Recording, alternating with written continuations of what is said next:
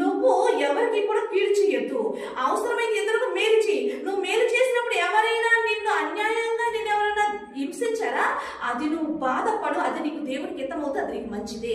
కానీ నువ్వు ఎదుటి వాళ్ళకి బాధ చేసి నువ్వు తప్పిదం చేసి నువ్వు బాధపడుతున్నావా, అది నీకు హితమవ్వదు అని చెప్తున్నాయండి. కాబట్టి క్రీస్తు కూడా అంట మనకు మేలు చేయడానికి, మనందరినీ మంచి మార్గంలో సన్మార్గం నడిపించడానికి ఆయన కూడా మన కొరకు తప్పిదంటే మన కొరకు దెబ్బలు తిన్నాడంట. అవునా కదండి?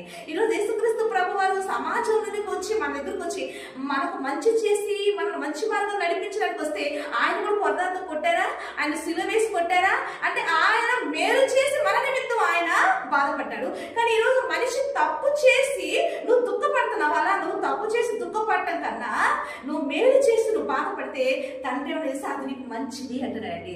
అందుకే మీరు పిలువబడితే నేను అదే చేశాను కాబట్టి మీరు నన్ను పోలి నడుచుకోండి, నేను మీకు మంచి చేసి మేలు చేసి ఎలా బ్రతకాలో నేను క్రియారూపంగా చేసి మీకు ఒక మాదిరి చూపించాను. కాబట్టి మీరు క్రీస్తు చూపించిన మాదిరిలో నడిస్తే ఈ రోజున సమాజంలో ఇలాంటి అక్రమాలు ఎందుకు జరుగుతాయండి, ఇలాంటి హత్యలు ఎందుకు జరుగుతాయి, ఇలాంటి అఘాయిత్యాలు ఎందుకు జరుగుతాయి, తమ జీవితాన్ని ఎదుటి వాళ్ళ జీవితాన్ని ఎందుకు నాశనం చేస్తావు, ఆ తర్వాత నీ జీవితాన్ని ఎందుకు నాశనం చేస్తావు. ఈ రోజు ఆ అమ్మాయిని చంపేస్తావు, ఆ భయంతో నువ్వు కూడా వెళ్ళి చచ్చిపోయావు, ఏం సాధించావు నువ్వు?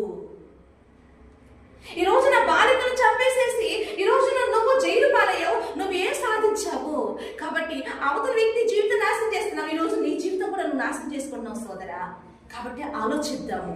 యేసుక్రీస్తు ప్రభువారు ఆయన నీకు మంచి మాటలు చెప్పి నేను మంచి మార్గం నడిపించడానికి నీకు ఒక మాదిరి చూపించాడు. కాబట్టి ఈ రోజున మనిషి, ప్రభుత్వాలు, పోలీసు యంత్రాంగం ఎన్ని ఉన్నా ఈ రోజున ఘోరాలు జరగడం ఆగటలేదు. కానీ ఈ రోజున క్రీస్తును దగ్గరకు వచ్చిన ప్రతి మనిషి కూడా తాము చేసిన తప్పులు విడిచిపెట్టి మంచి వ్యక్తిగా మరి ఒక మంచి వ్యక్తిత్వంగా జీవిస్తూ సమాజానికి ఈ రోజున ఒక మానవత్వం కలిగి జీవిస్తూ సమాజానికి మేలు చేసి ఈ రోజున ఎంతో మంది చూడలేదా? ఈ రోజున అలాంటి క్రీస్తు సేవలు ఎంతో మంది చేస్తాం, మనం చూడలేదా లేదా అండి?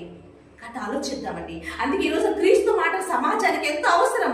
క్రీస్తు మాటలు సమాజాన్ని మంచి మార్గంలో నడిపిస్తున్నాయి, ఒక మనిషిని మనిషిగా తీర్చిదిద్దుతున్నాయి, ఒక మృగంగా ఉన్న మనిషిని ఒక మంచి మానవత్వం కలిగిన మనిషిని నిలబెడుతున్నాయి. అందుకే ఈ రోజున సమాజానికి క్రీస్తు మాట అవసరమని క్రీస్తుని కలిగిన సహోదరిగా క్రీస్తు ప్రేమను మీకు చూపిస్తూ ఈ మాట తెలియజేస్తుందండి. కాబట్టి సమాజం క్రీస్తు మాటలతోనే మార్పు చెందుతుంది అని నేను తెలుసుకొని సాక్ష్యం ఇస్తూ ఈ మాటలు మీకు తెలియజేస్తున్నాను. దేవుని మహిమ కలుగును గాక. ఆమేన్. నువ్వు ఎవరికి కూడా కీడు చేయొద్దు, అవసరమైన ఇతరులకు మేలు చేయి. నువ్వు మేలు చేసినప్పుడు ఎవరైనా నిన్ను అన్యాయంగా నిన్ను ఎవరైనా హింసించారా, అది నువ్వు బాధపడు, అది నీకు దేవునికి హితమవుతుంది, అది నీకు మంచిదే. కానీ నువ్వు ఎదుటి